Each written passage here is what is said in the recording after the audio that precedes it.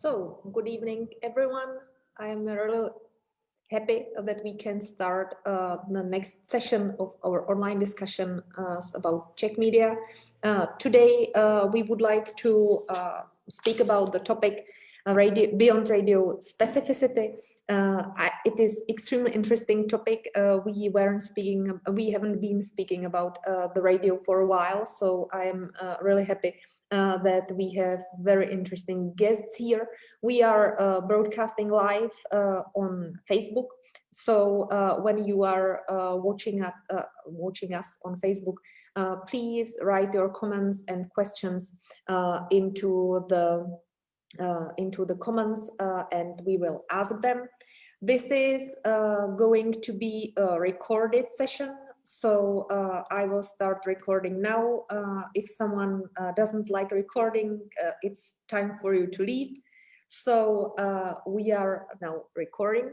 And I would like to introduce our guests who we have today, and then I will also briefly introduce them, because when we are in class, we can have the presentation beyond our backs.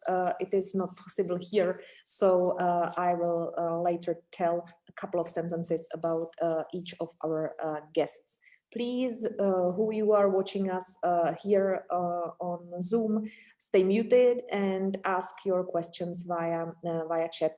We will answer them as soon as we read them, and will be the suitable time for them. So I hope it will go smoothly, and let's start the discussion about the Czech media.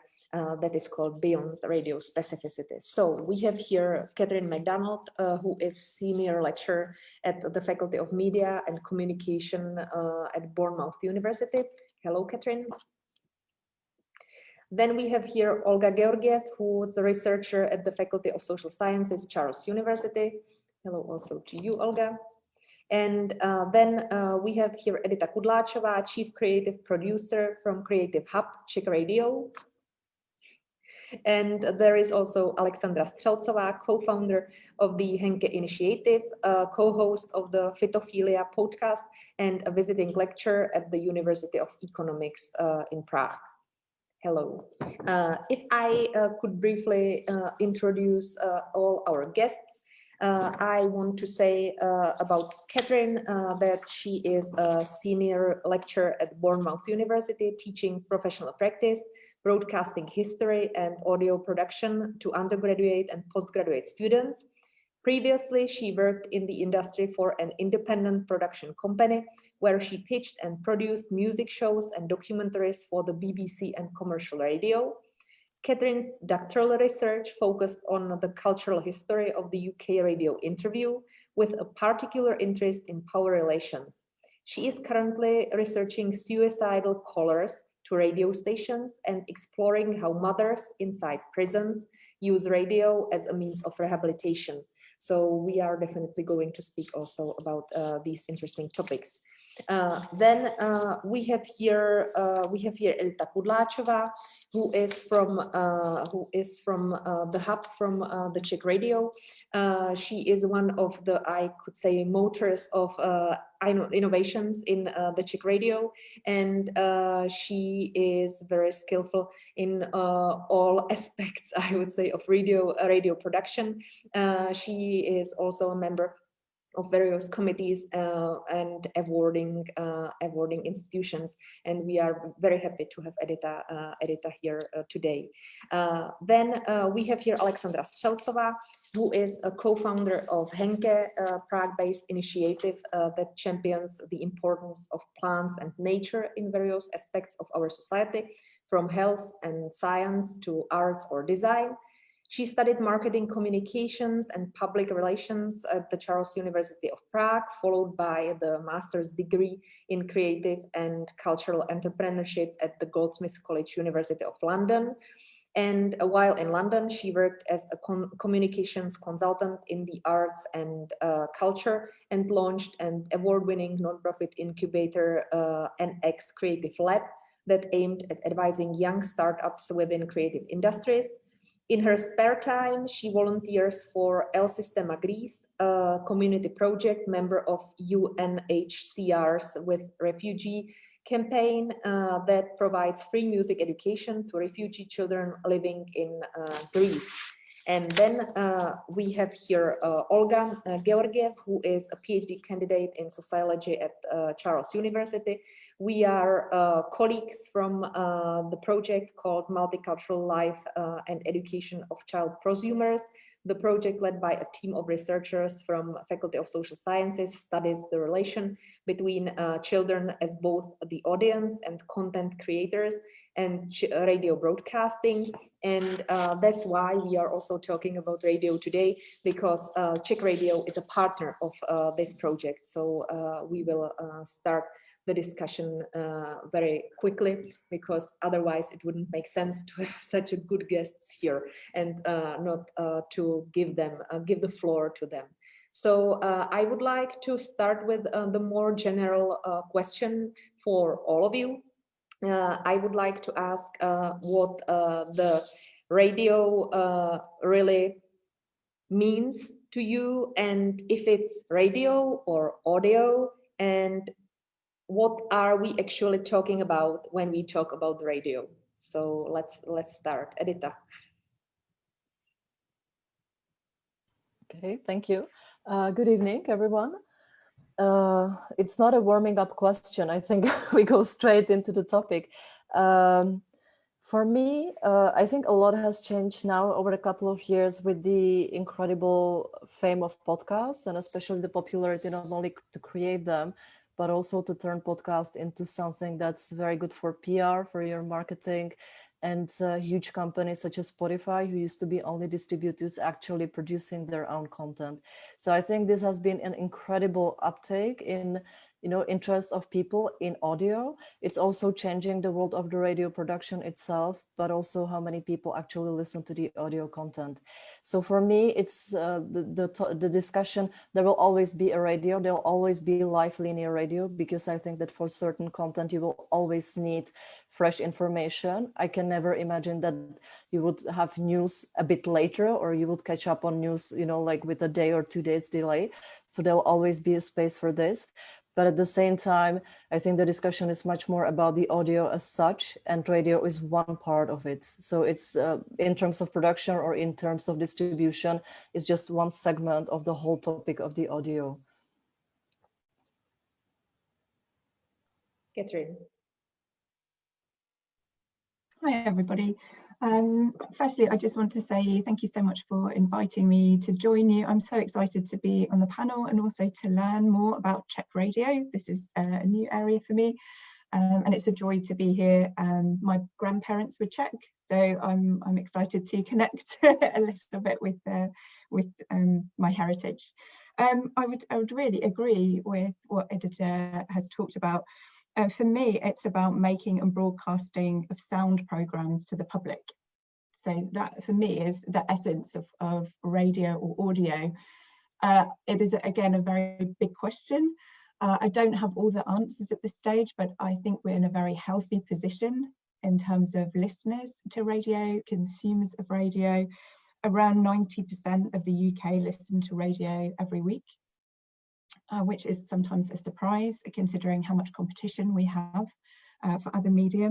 In the UK, I will just say we have public service radio, we've got community radio, commercial radio, and then increasingly podcasts, platforms, and independent podcast production.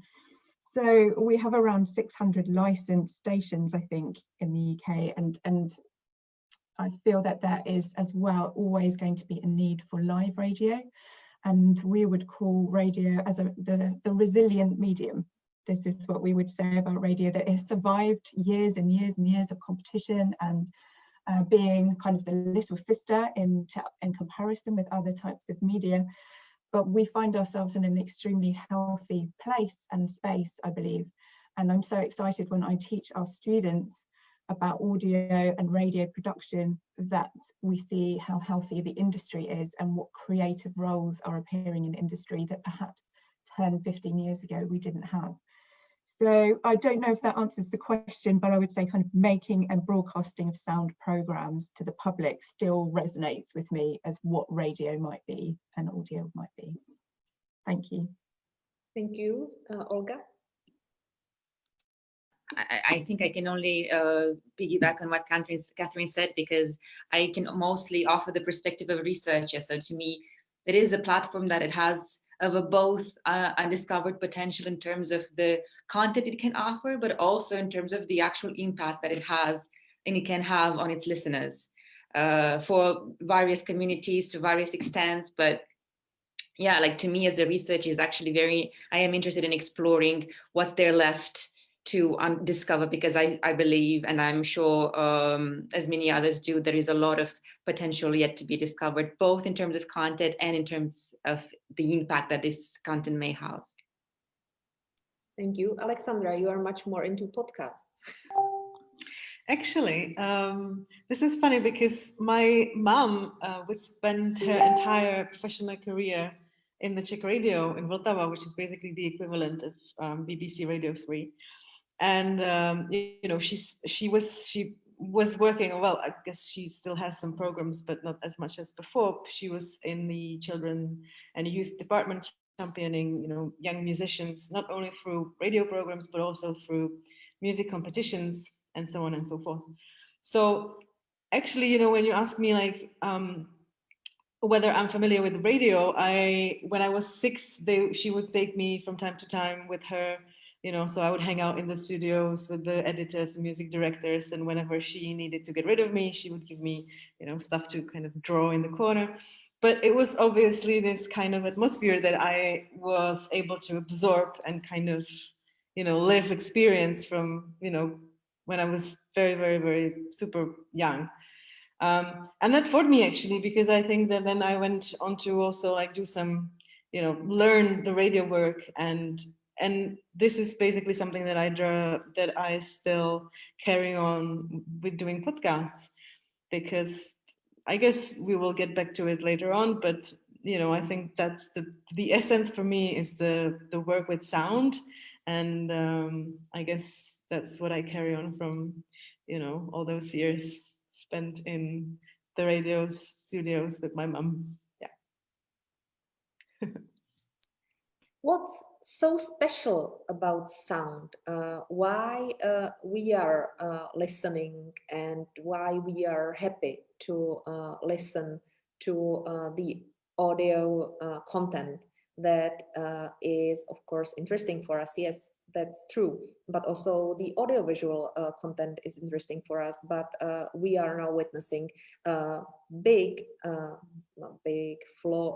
trend, or a big renaissance, I would say, of the listen word and the sound. What's so special about the sound? Anyone who wants to take it? Yes, KATHRYN? For me, I think it's the intimacy of the voice and the connection that we have with another voice. And I think that is something that transcends other types of media, that we can reach people at the time where they might be lonely, or they might be happy, they might be scared, they might be in a group, but you can reach them in a way that I don't think visual media has the potential to yet. Please forgive me if that's not correct, but for me it's about the connection and the intimacy of the voice, and about what that evokes in us. It's a very personal experience, I think, and broadcasters, we can intend as broadcasters to make our listeners feel something. We don't actually know how it's been received.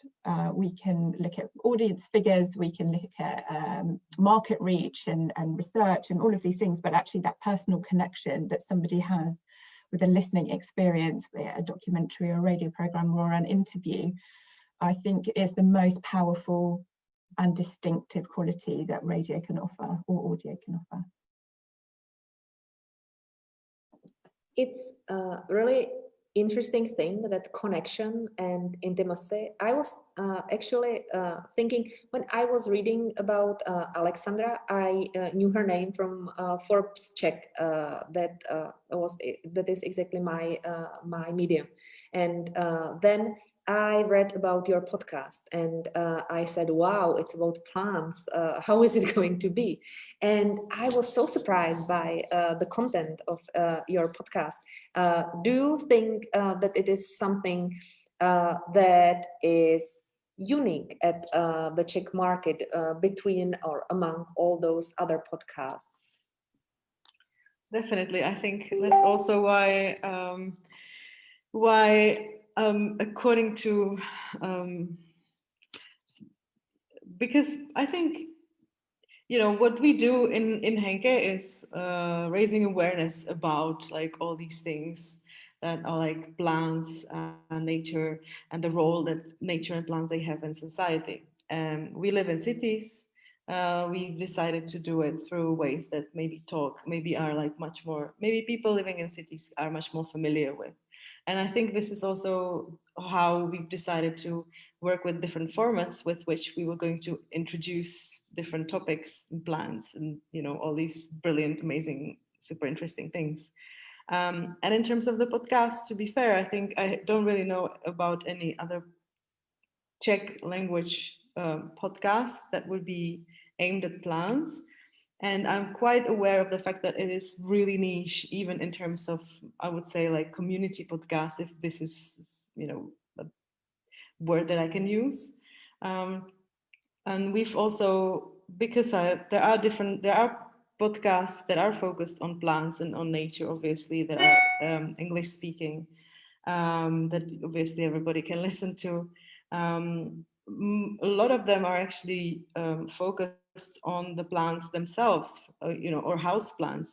This is probably the good moment to say that there is such thing as the house plant community. Obviously, you know, the house plants, it has been like a huge trend in the last few years. There are different sociological aspects to that, but long story short, this is a community which is extremely enthusiastic about the plants that they have, the plants that they grow, be it at home, in the office, in their garden. But, you know, and then they love to show it, and they love to show it through Instagram. So nothing to do with voice, actually, nothing to do with sound, because actually, on the contrary, sound is missing from that kind of green conversation.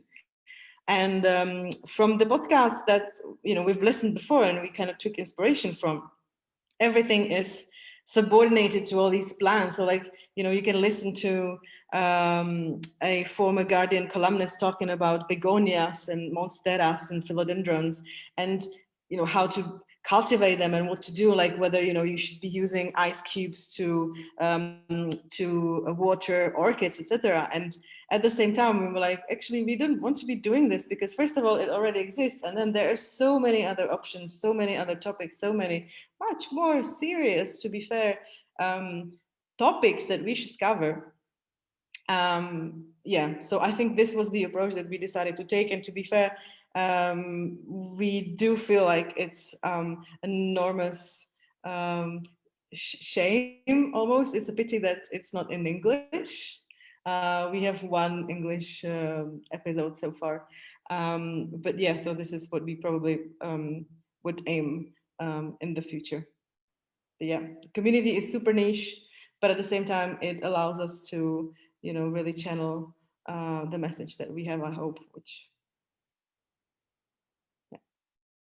Yes, that's what I wanted to speak about. When KATHRYN was speaking about the intimacy and voice and everything, I was like, wow, how people can speak about plants in such a way. And it really works. And it is something that people really like, definitely, about the sound and the spoken word.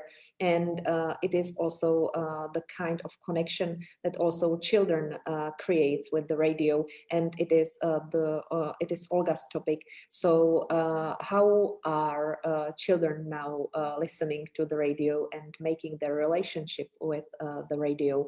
Is the spoken word something that attracts them?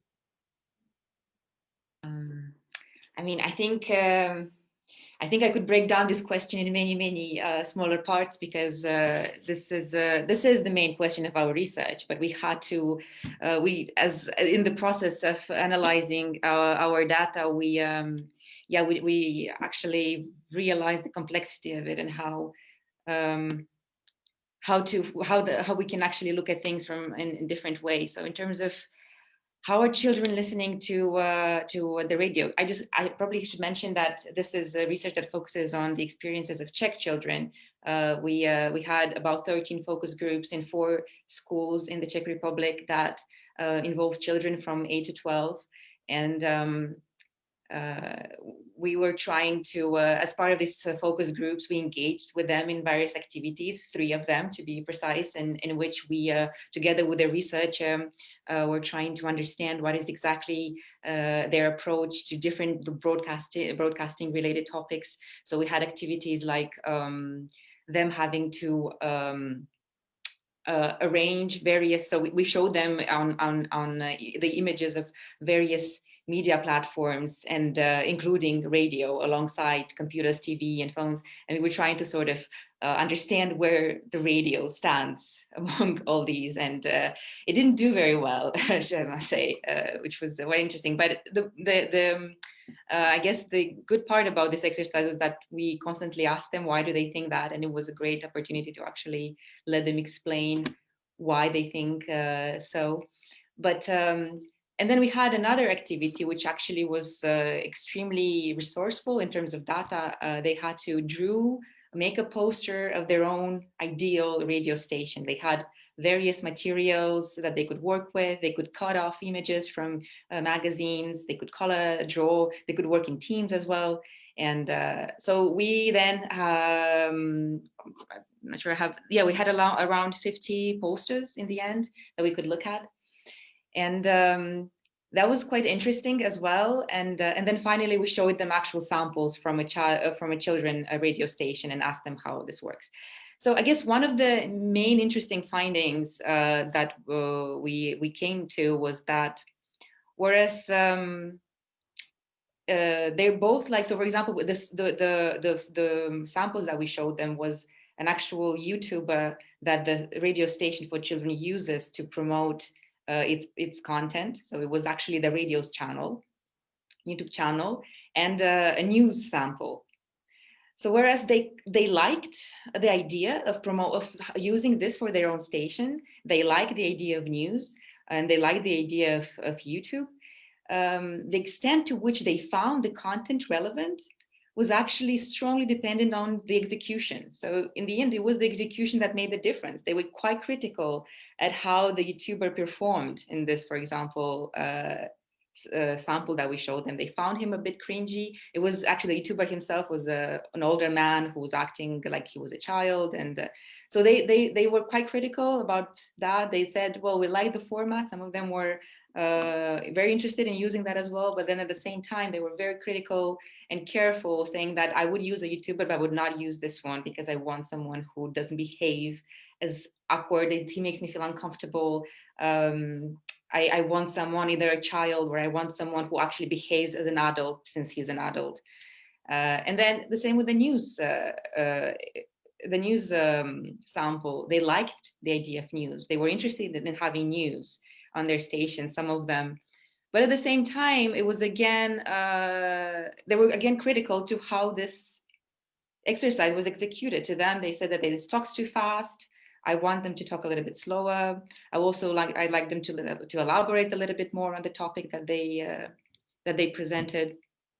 So to us, it was interesting to realize to what, no matter how innovative the radio can get, no matter how the topics can be as close to children's interest as possible, it is in the end the execution that plays a huge role, and can sometimes be a little bit overlooked. So that was one of the findings. That was only one of the findings that we came to in the end. So yes, maybe I will leave that for now, and then as we go on, I could come back to this later.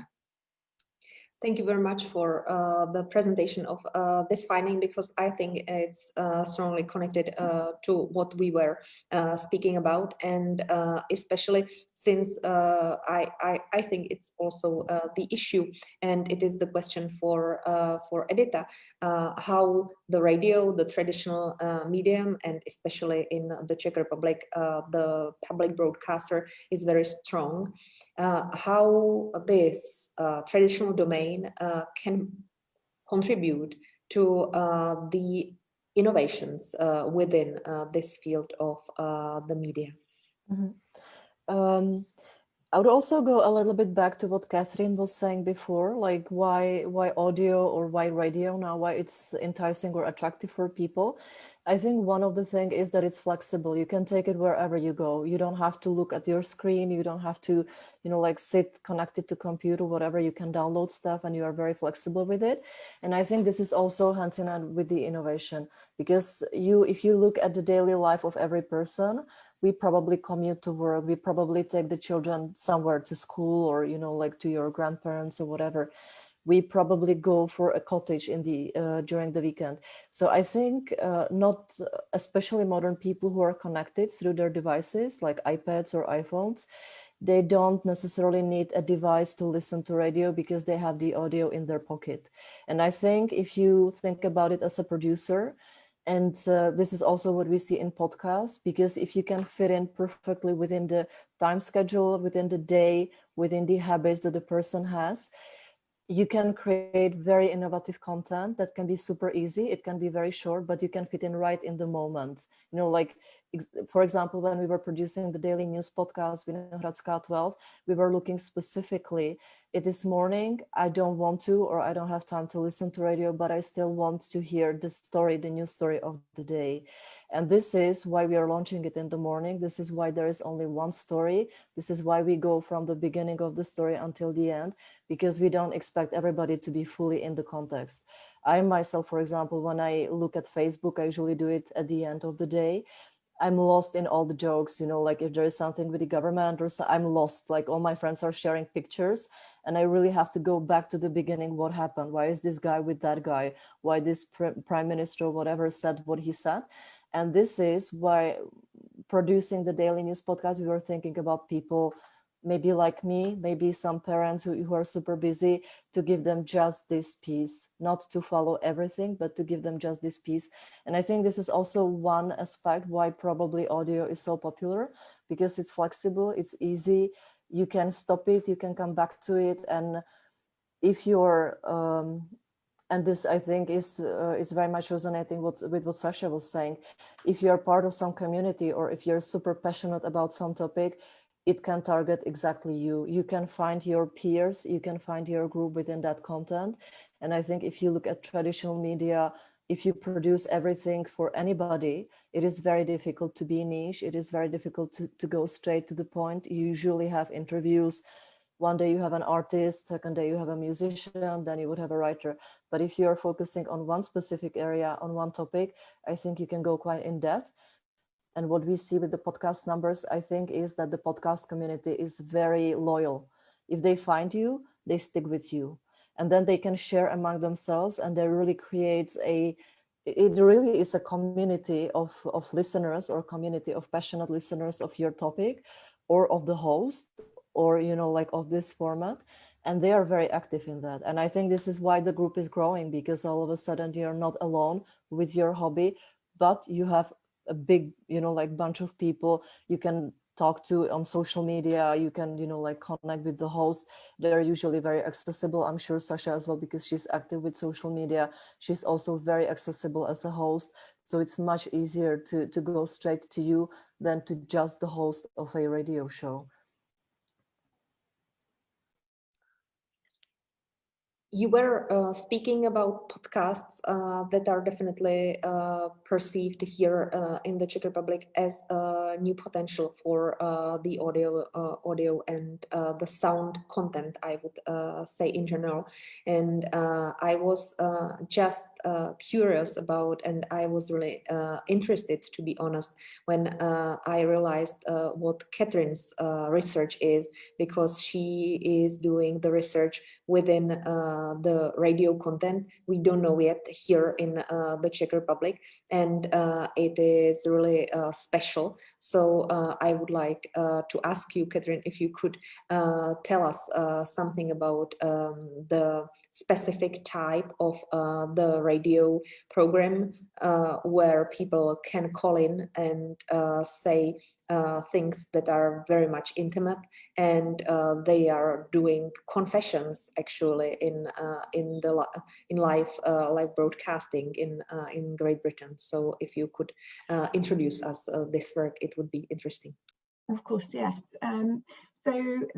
This started for me on my PhD journey, really, and I looked at the history of the radio interview in the UK. And I looked at different key areas, key genres and key moments of time where the radio interview was quite significant. Maybe there was a pioneering time or a breakthrough or a change. And one of the eras that I looked at and the times that I looked at was the 1970s sort of to the 1990s in the UK for local commercial radio. And this was sort of the birth of the on-air agony aunt or agony uncle, we would call it. It was someone would be an expert, would talk to listeners and ask for questions from the public, and the public would ring in with questions for them. And this might be on topics like my mother-in-law is driving me crazy, or I have a sexually transmitted infection, what do? I think I might be gay. So it's all these kind of emotional, sexual, very interesting problems that people would start to ring in about. And this was the birth of talk radio in the UK. So we now had the means of calling into stations and asking people and talking to people about our problems, our personal problems.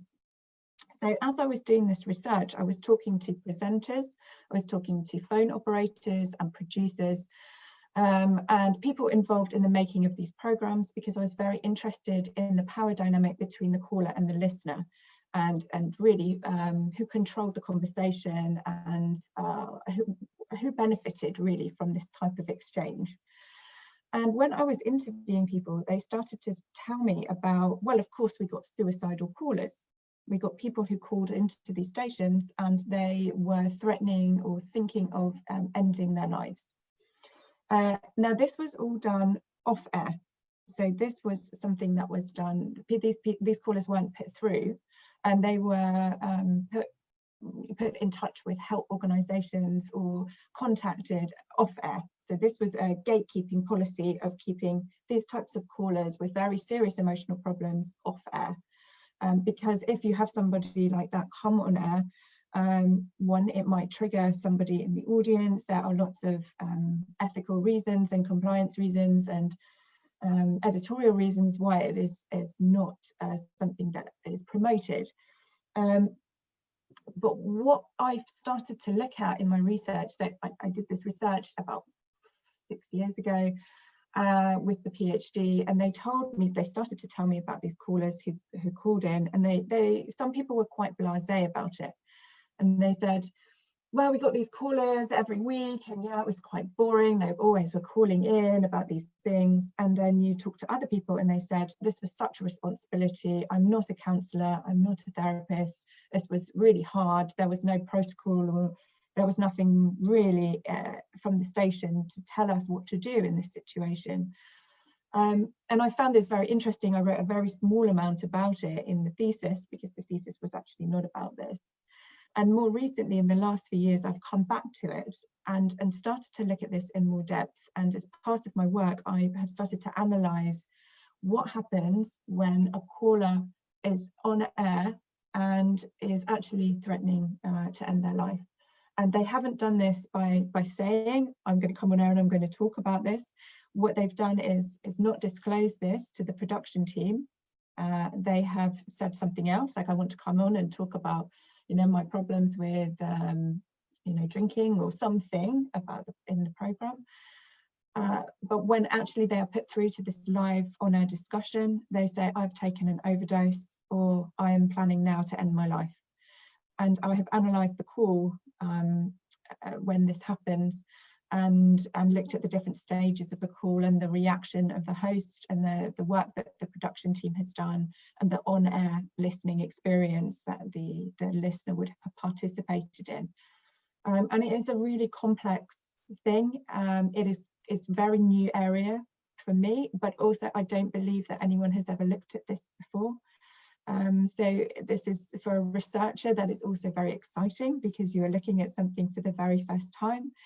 But also there is very little written about this or said about this.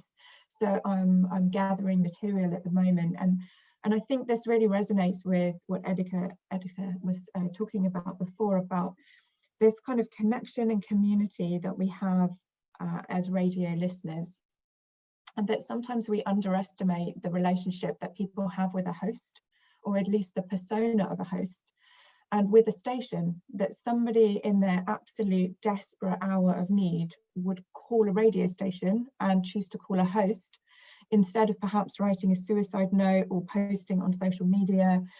They are calling a host because they are desperate and in need. And I think this tells us a lot about the trust that is placed in the presenter, the relationship that the listener has often with stations and with hosts that perhaps we are unaware of, and really about the power of live radio and the significance that everyone is then in a shared listening experience in that call. And we, at the end of the call, we hear that the station has managed to get an ambulance to this caller who is so desperate. So that is quite a long answer to the question, so I apologise, but some context is probably needed, because it is such a kind of new thing that I'm looking at.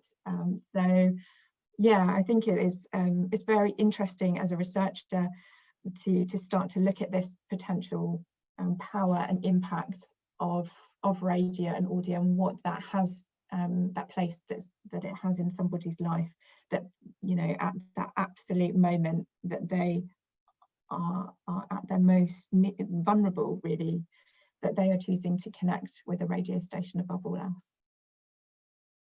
Thank you very much, because we have here also, of course, live radio sessions and programs, but still not with such an impact, and I would say some kind of another optics, but still there are people who are very strongly attached to the hosts. And it is also my question for Alexandra, because you are also active at the social media and on social media and on social networks, how people are interconnecting with you.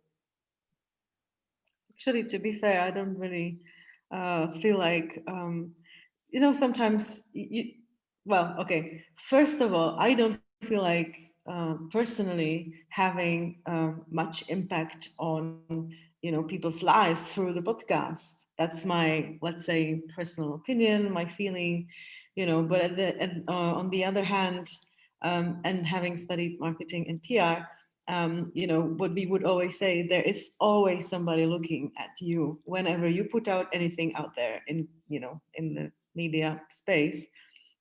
There is definitely always somebody who will perhaps look at it, listen to it, and assess the way that, obviously, on their own.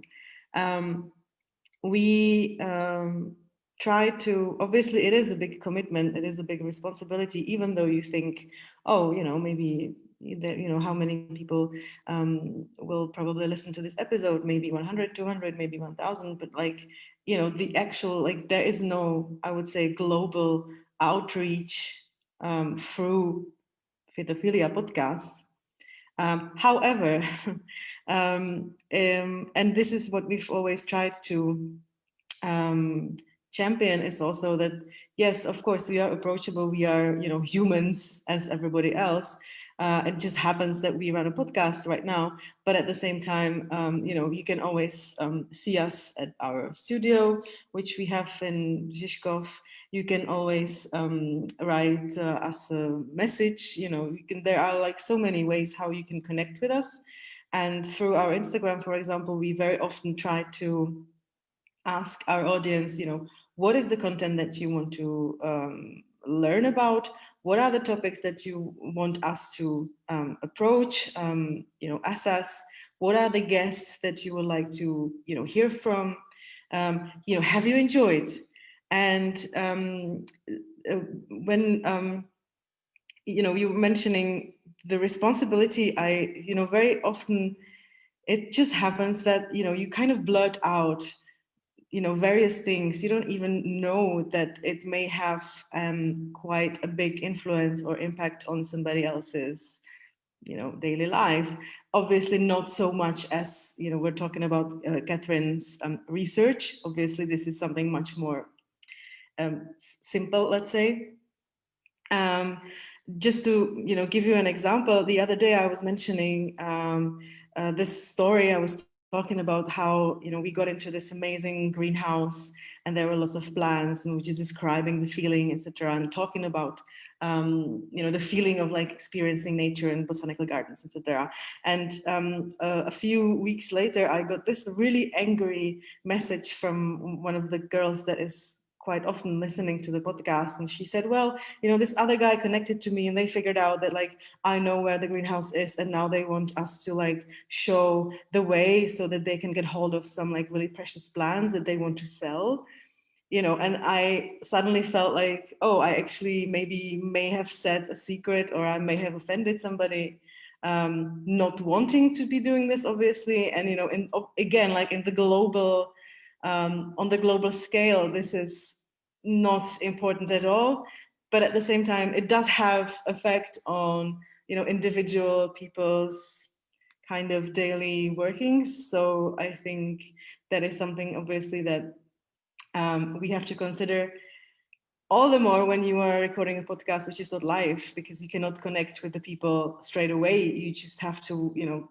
basically wait until, you know, you can actually get some feedback. Yeah. Thank you for the answer. And before I will ask another question to EDITA, I wanted to encourage also you as the audience to ask the questions here on Zoom via chat or on Facebook through comments. We will definitely read them. And the question I have for EDITA is that you in the Czech radio have launched quite a lot of quite serious podcasts about serious topics like mental health or interpersonal relations and other stuff. And I know that the Hub was one of them who was strongly, or you in Hub were one of them who were strongly supported these formats. How are people reacting to those podcasts? Is it something that is now replacing this kind of contact radio formats? Yeah, this is a great question.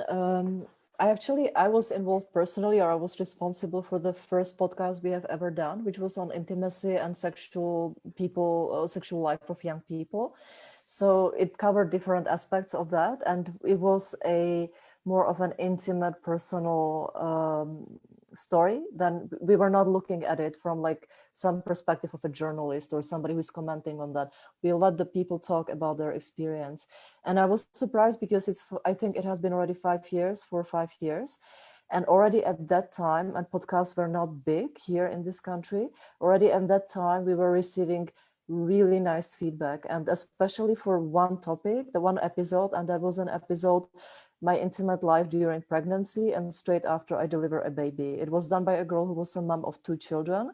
She was very open. She was openly talking about the relationship with her husband, the intimate relationship. And we got lots of emails, not only from the women, but also from the guys, married guys, fathers, partners, you know, like people who were, or guys who were really in this situation from the other side.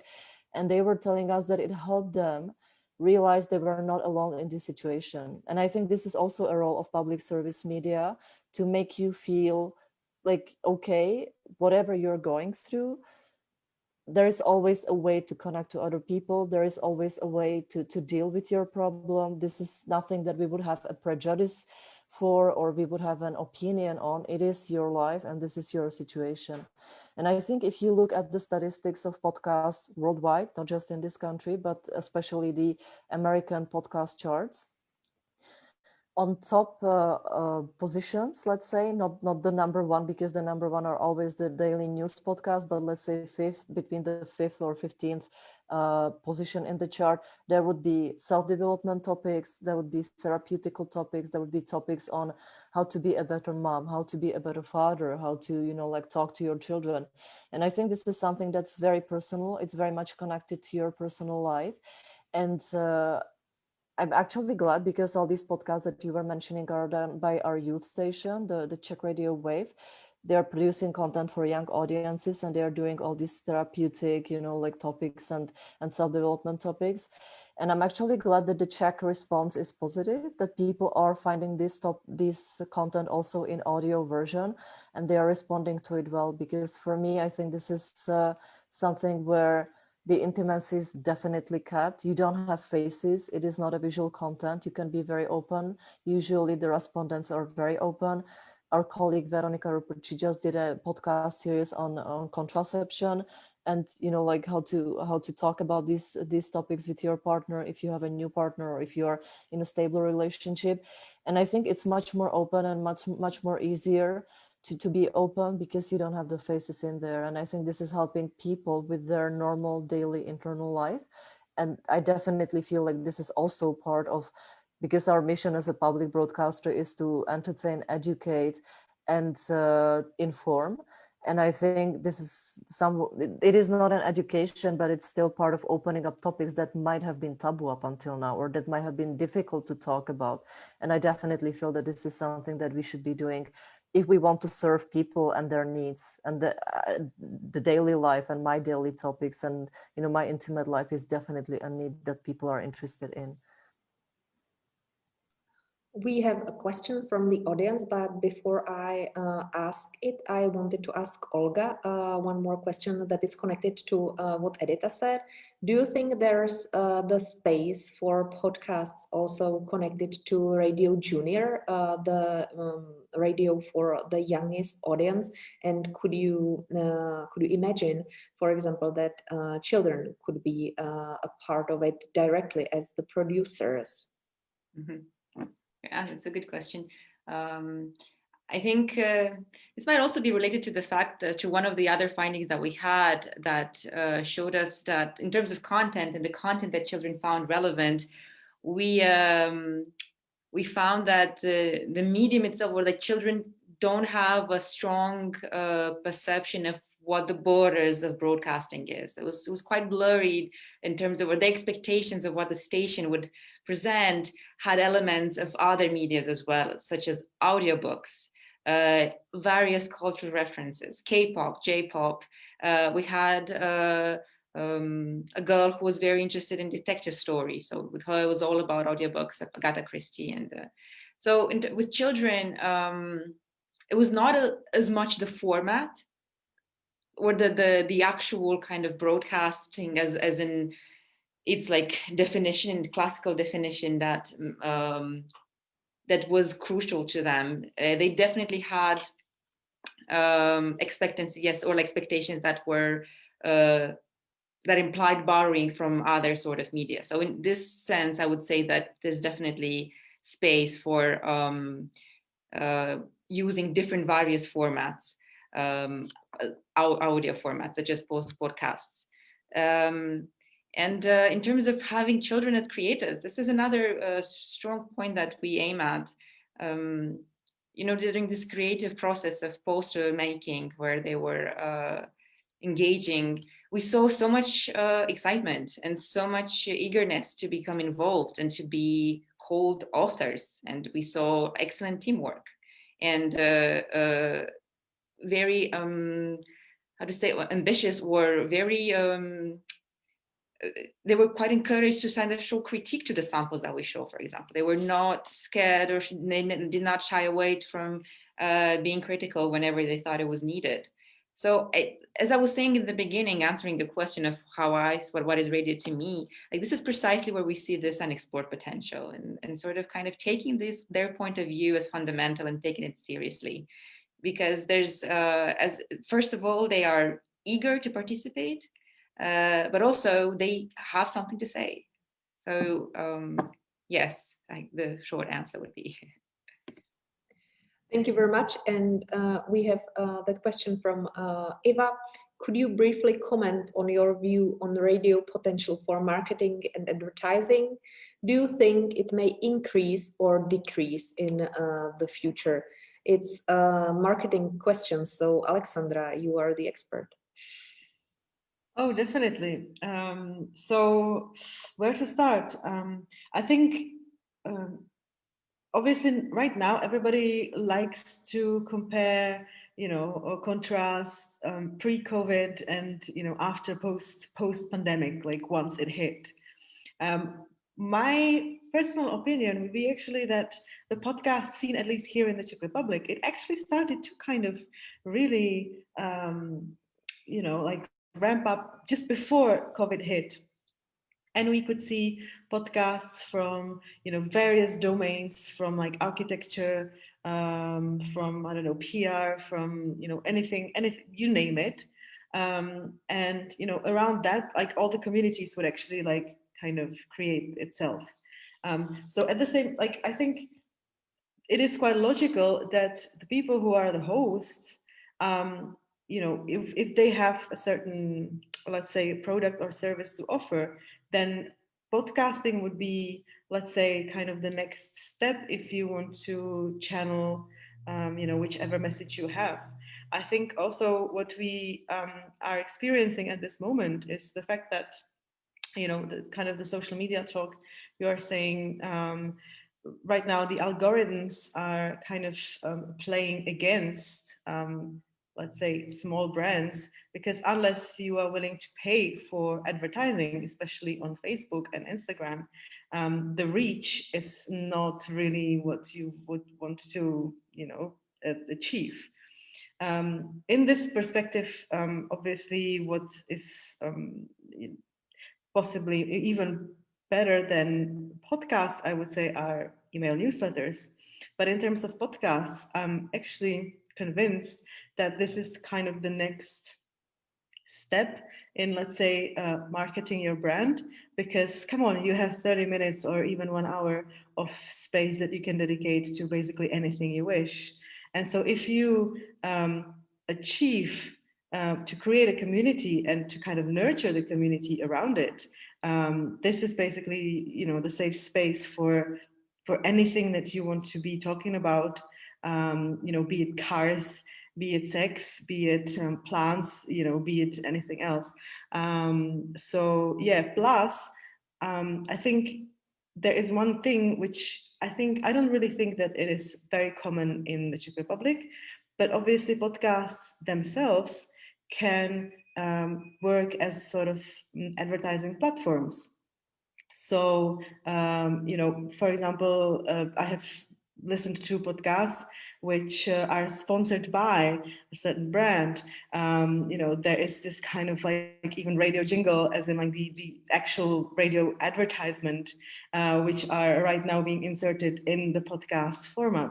So I think, there is a lot of potential. And again, like we're just only at the beginning of like how, all the environment is going to evolve in the next few years. And the marketing potential of radio, for example, in UK, KATHRYN? So I agree. I think it's a really untapped resource in terms of podcast platforms. And so we have a long tradition here of obviously commercial radio and brands advertising on commercial radio and creating kind of content and stations creating content around brands and relationship with brands. But I think the key area in the UK would be around these podcasts, which are often hosted by very well-known public figures. and they might have a history of doing things in the media and set up their own podcast, a weekly interview podcast on a theme.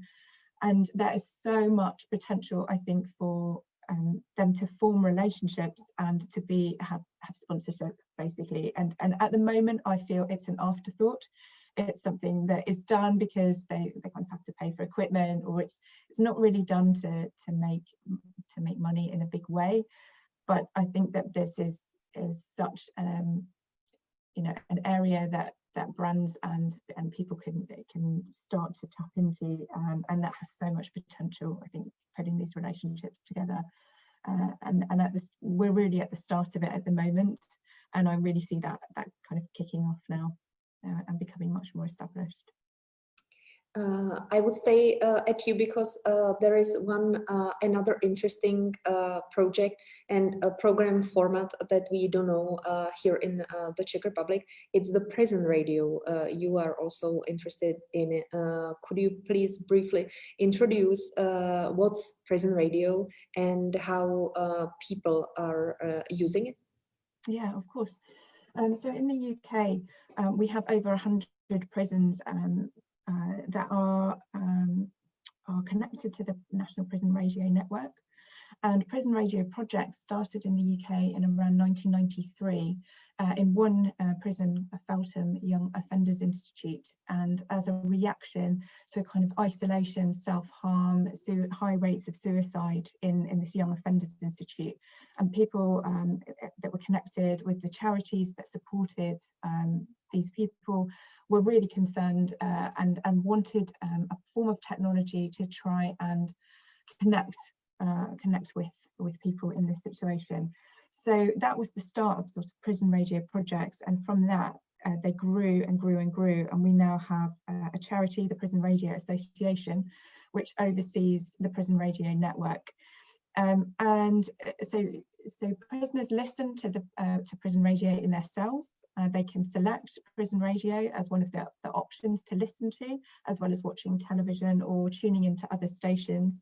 And most key, I think, is that prisoners form in some prisons their own stations. So they're able to produce content themselves and co-create content. So we're talking about radio that's made for, about, and with prisoners. And that's really key. I think you were talking about children potentially participating in making radio themselves. And so these prisoners are given the tools to go out and interview, to learn to use studio equipment. And at the heart of that is to reduce reoffending figures. So a reduction in reoffending is the main aim of prison radio. But with that becomes so many other things. So they can learn qualifications, they can participate in something, they can have a sense of belonging, about connection and a sense of purpose, learning new skills, really about creating their own content. And what's very, very key is that prison radio has very high listening figures inside prisons. So prisoners choose to listen to people like them talking about issues that are relevant to them. And that's something that everybody else has also talked about, this sense of community and connection, but also that we are finding radio as a companion for the listeners, but also as a source of information and education.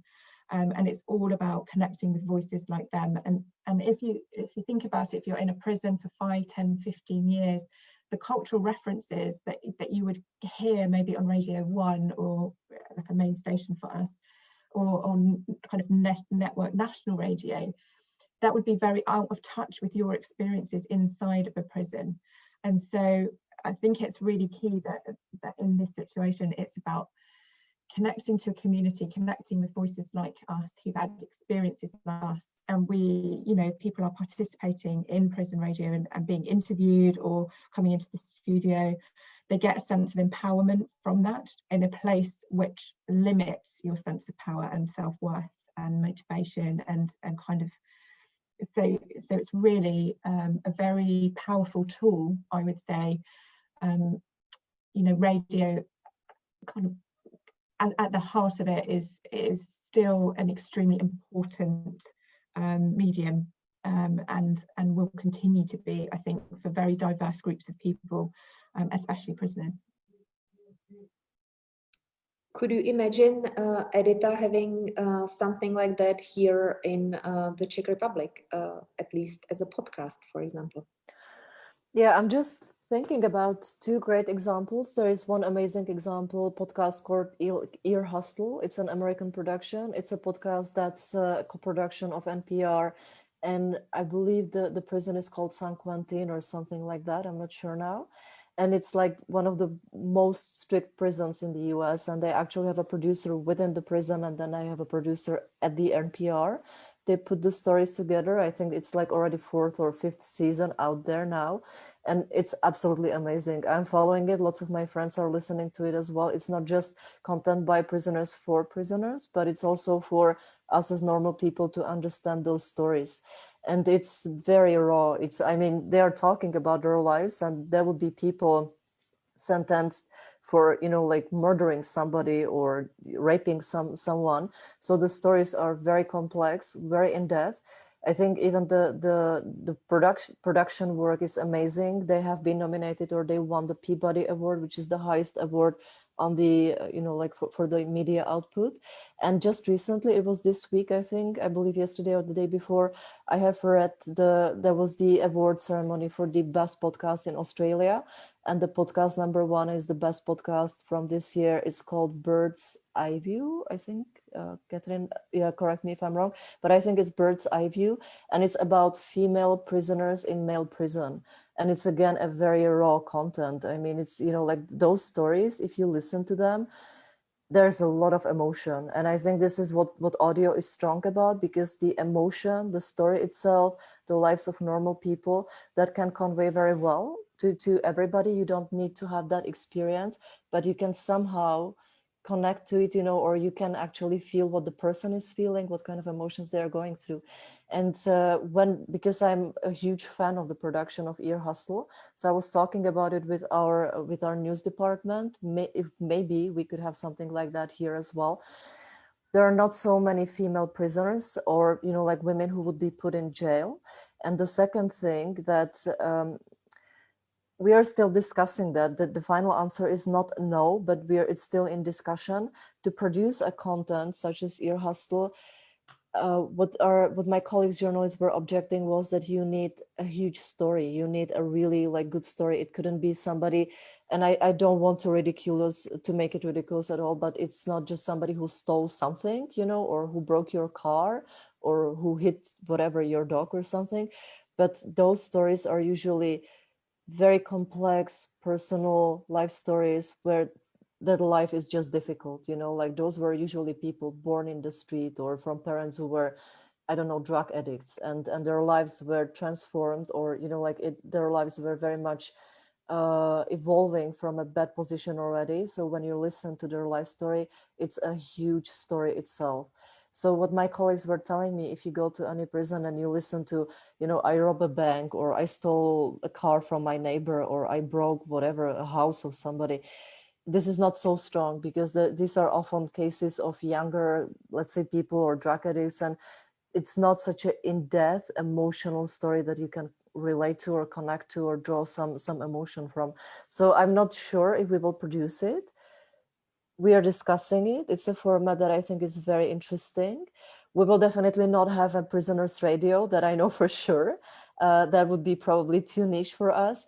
But as for a podcast, we are still thinking about if this is a topic that would be working even on such a small market as the Czech Republic, if we would find the audience who would be interested in the stories of people we have in prisons, because we don't have that many, difficult cases or that many murderers.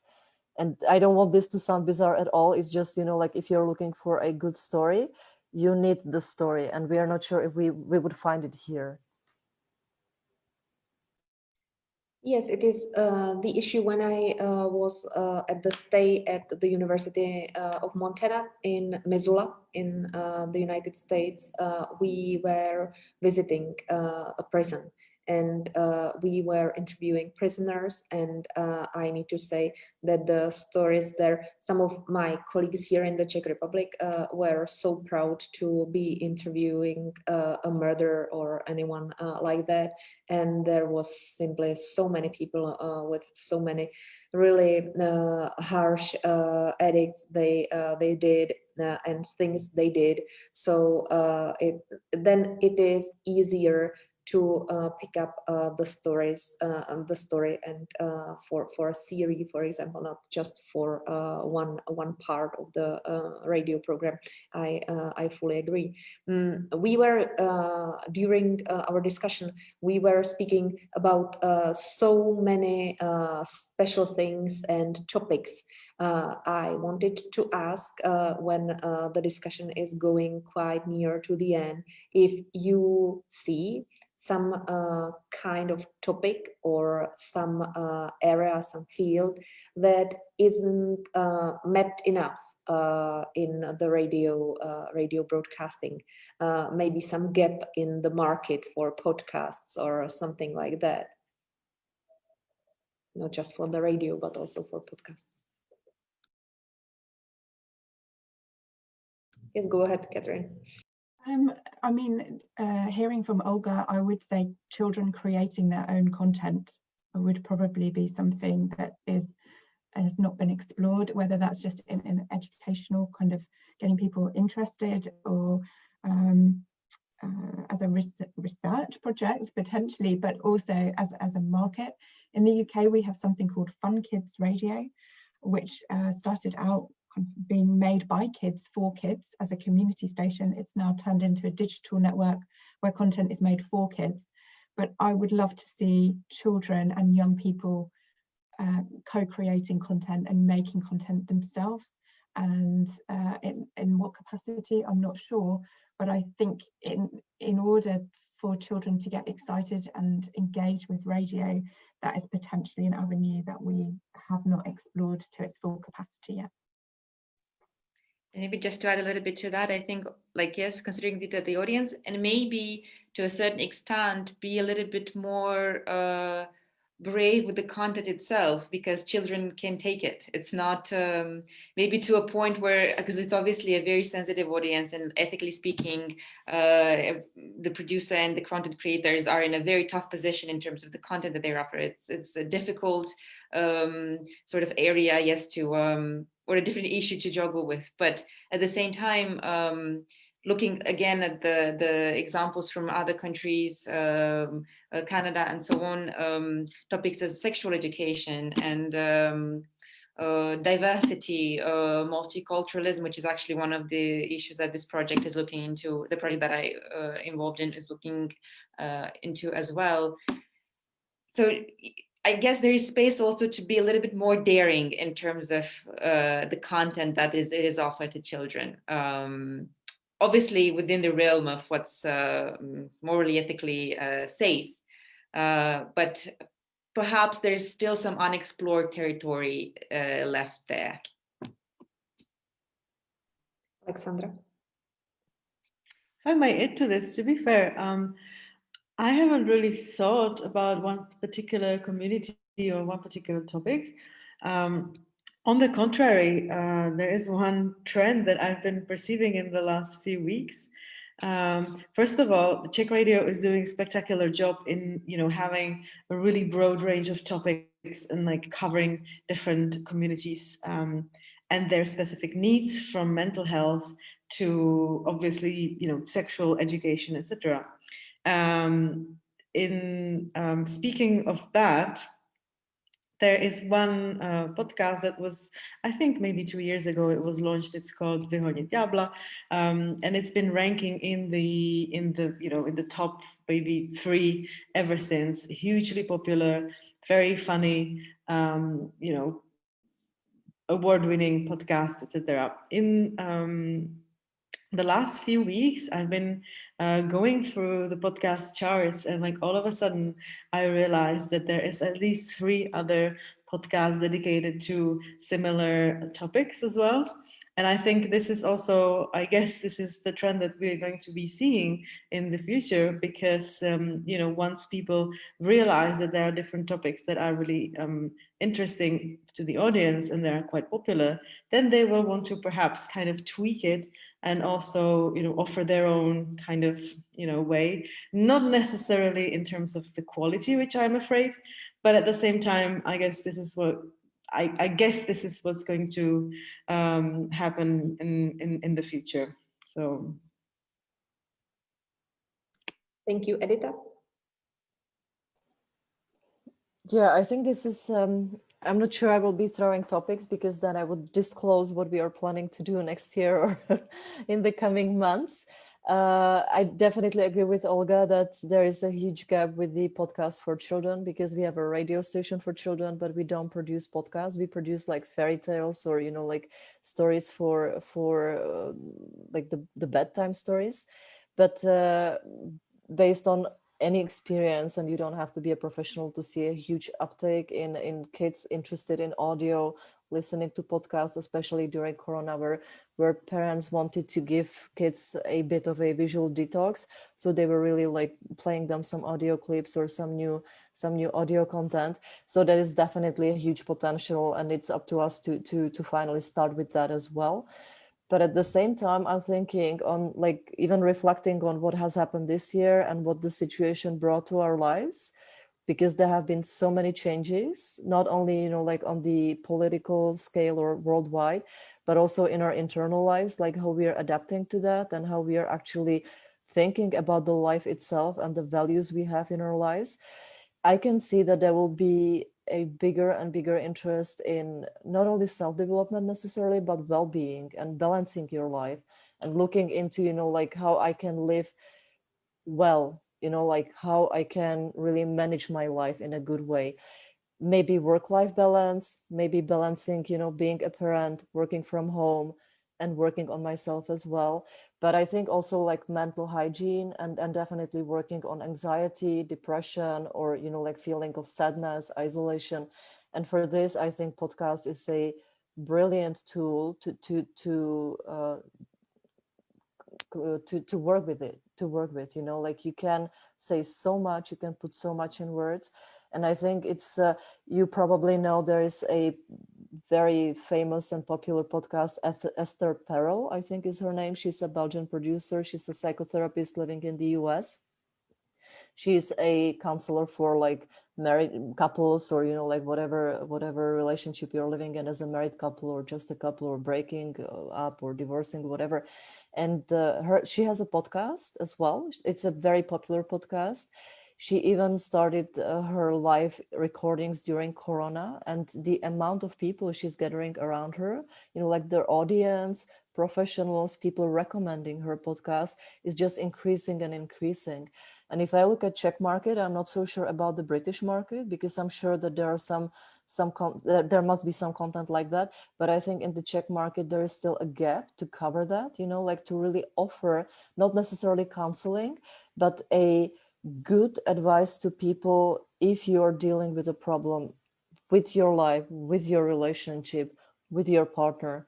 There is, for example, there is a project called Terapie sdílením. It's, you know, like it's done by a therapist and two famous people. One of them is, I think, actress, and the one is the director.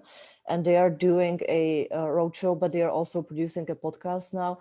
And it's specifically about these topics. It's about like saying out loud what we have inside, saying out loud if I don't like you, or if, I don't know, I like this guy, but he doesn't like me. And I think these are very normal, you know, like completely ordinary topics that everybody can relate to, but I still don't see enough content in audio yet on the market. And I can see that after, you know, like even if the COVID is gone, even if we are, you know, like all together again, I'm sure that this will prevail in the society and people will just want to deal with it somehow in a long run, not just like for now or, you know, like for Christmas, but really like to have a long-term effect on their lives. Sorry, that was a long answer. Oh, I really like this discussion. I haven't enjoyed the discussion like that for quite a long time, so I'm happy with your answers, and I think they are totally interesting. So, but I only want to use the opportunity to ask KATHRYN about the UK market and the counseling and a kind of podcasts and also the radio formats and programs, especially now through corona epidemics. Yeah, so as I talked about in the kind of 70s, 80s, 90s, we had a big surge in therapy, on-air therapy environment, like that confessional phone-in, where people would ask advice about problems or advice about things. That really died down with the start of kind of talk shows and television and revealing ourselves to the public, reality television. So that sort of died off, this phone-in and this connection with the phone-in, and more visual media and social media sort of took that on. But I think in podcasts in the UK, we definitely have in the last few years seen a real rise in this kind of reflective wellness, thinking about our mental health. So some of the examples are doctors who have guests on every week who are talking about different things that have been, impacted on their body or their mind. A really big one is the How to Fail podcast, which is with somebody called Elizabeth Day. She's a journalist, and she talks to very key people about their failures in life and how they've overcome them, or that failing is a part of life. And it's very much a kind of self-reflection as a space and confessional, with at the moment public figures coming on to talk to other public figures about that. We don't really have a space where kind of members of the public are sharing their experiences as much. It's more people who are seen as experts or very, very well known. So I definitely think that is a real rise in that in the last few years, and I would very much agree that that is probably something we will see much more of after this year and in the future, and that people relate to sound in a different way, as we've talked about today. And we're almost more, I don't know if trusting is the word, we are more connected or invested in people's stories sometimes when we can access it in our own time, in our own space, and podcasting is definitely something that we can do that through. So I would really agree that that is something that we will see in the market of podcasting in the UK, and probably the States as well. Thank you very much.